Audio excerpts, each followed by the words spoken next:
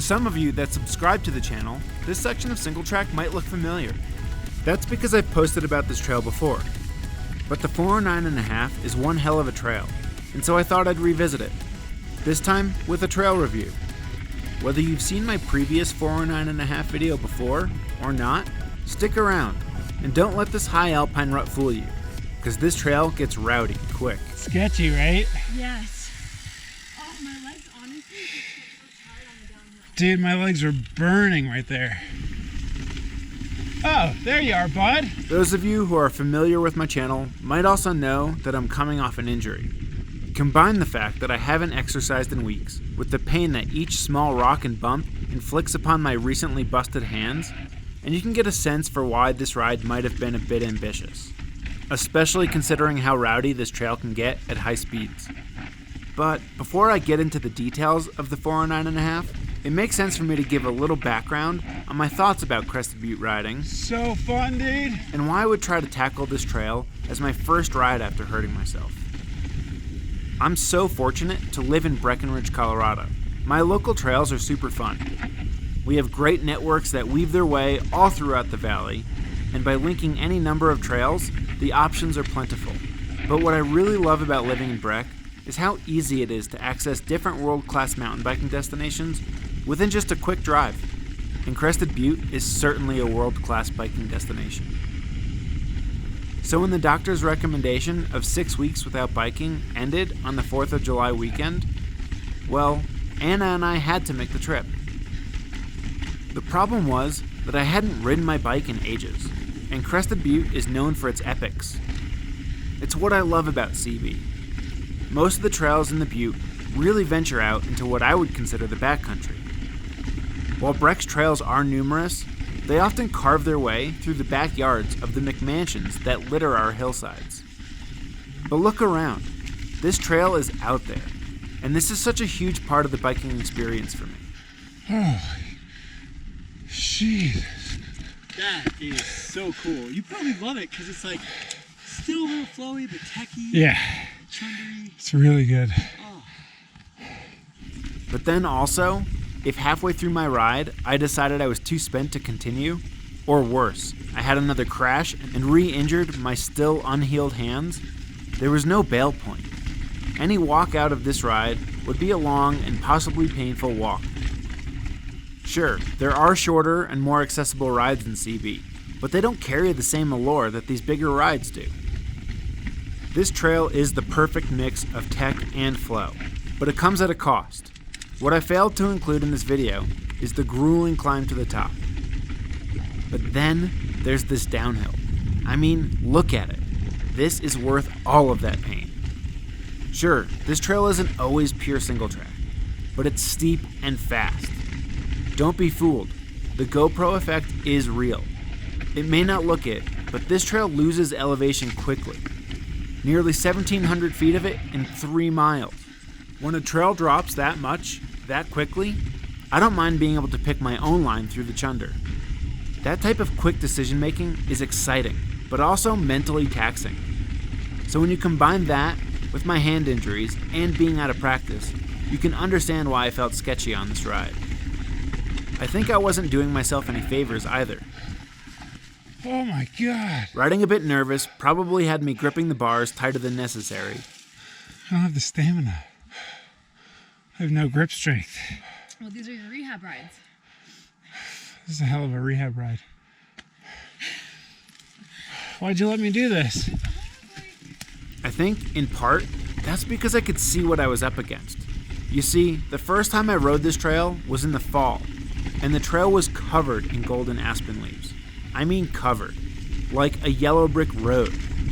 And while those leaves might make for a more slippery trail, they also do an amazing job of hiding all of the sketchy baby heads that litter the trail. I'm fairly bad about target fixating, so when I see a rock that could likely send me over the bars, I tense up and put myself at even greater risk of hurting myself. This trail comes with lots of potential then for some high-speed spills. Being a dirt bike trail as well, this ride is ever-changing, with baby heads constantly being relocated by the torque of gas-powered engines. But that is also what gives this trail character. Too often, municipalities will create gently sloping trails designed to be ridden uphill as well as downhill. Crested Butte has more than a few loops where the direction is quite defined. This allows trail builders to not have to concern themselves with how a rider will ascend a feature or section that should be ridden downhill. This is why we're rewarded with such amazing descents in CB. Things are allowed to get rowdy. Old school trails mixed with new bike technology make for a great pairing. Whoa. And it's time trail builders and municipalities recognize this. Don't get me wrong, I love flowy trails, but my bike has 160 millimeters of travel for a reason, and I want to use every last millimeter. So when given the chance to descend a rocky, techie trail where the only flow I'll find is dependent on my ability to link clean lines together, I'll take it. This is so pretty. I understand there's a fine line to thread when building a trail that descends steeply down a fall line. Erosion is the enemy. Sometimes nasty ruts form. Sometimes rain washes away all the soil, leaving only loose marbles behind. Mostly, erosion creates an awful combination of the two. But the 409.5 manages this well. I'm not exactly sure how, or what factors are at play to keep this trail from falling apart, but man, am I glad it's working so well, because that's what allows this natural terrain to define the type of ride this offers up. I think I hate these brakes. God. I have no grip strength, so it's my fault, but I have to squeeze these things to get anything out of them. Holy shit. So let me take this moment to defend my hissy fit here. Jesus Christ. Before buying this bike, I'd only ridden Shimano brakes. My initial reaction to these SRAM brakes was that the modulation was great. But the more I rode the bike, the more I realized I wasn't getting the power that I needed. Then came the issues.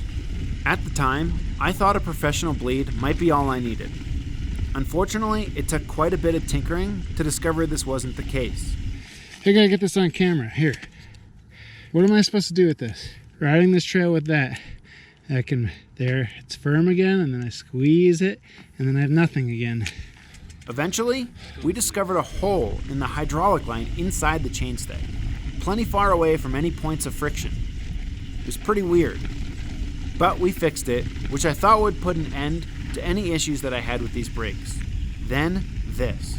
Crazy heat fatigue. It got so bad that at this point I was squeezing with 2 fingers and still rolling.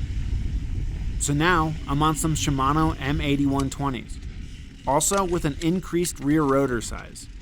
And while they don't modulate as well, at least I have the confidence to mock when I want, because I'll be able to stop when I want. Up and up and up he goes. Holy jeez. Man, the climb takes so long and the downhill's done so fast. Yeah. But alas, we were at the bottom of our big descent and didn't want to stop. So we continued our ride with a Strand Hill bonus, a little section of single track that cuts into the middle of the Strand descent. While it's not as epic as the upper sections on Strand, it is beautiful and flowy, and perfect for someone as out of shape as I currently am. Damn that horse thief bench. So yeah, if you're planning a trip to Crested Butte, plan to be in the backcountry. Expect some bigger rides with lots of fun rocks and roots to soak up all that suspension. Expect flats.